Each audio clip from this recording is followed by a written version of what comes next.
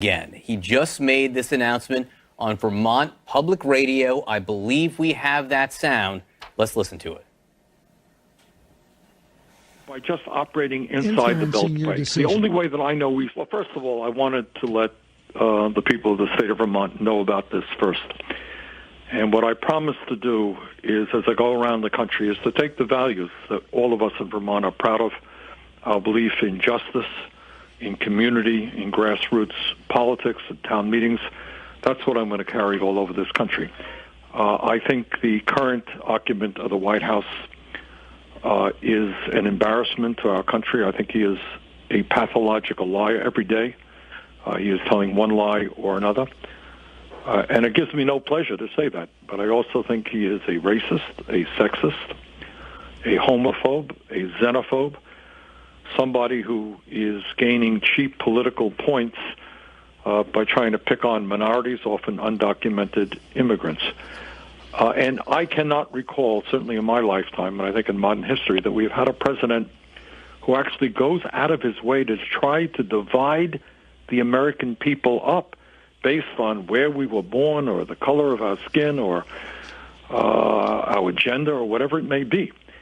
So, I think what a president has got to do is bring our people together and not divide us up. And that's certainly one reason I'm running. And the second reason is we began the political revolution in the 2016 campaign, and now it's time to move that revolution forward and make sure that that vision, those ideas are implemented into policy.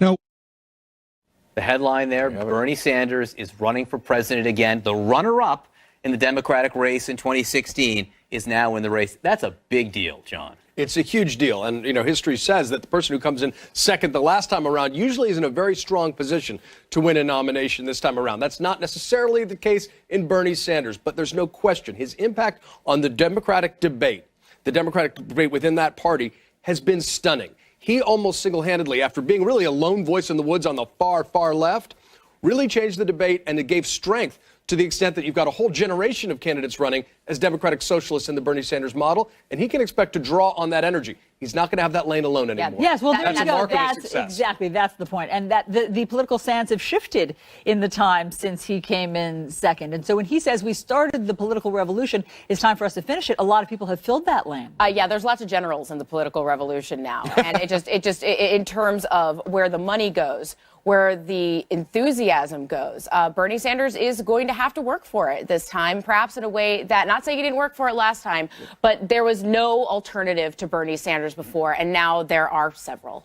You heard his long statement to Vermont Public Radio. He talked a lot about race there. He did not do well with African-American voters in the primary last time, so a very specific plea there. Also interesting, Bernie Sanders did very well with younger voters in 2016, not so much with older voters. Now there are a lot of younger candidates in the field there. That could be a challenge. Can he win over the older voters?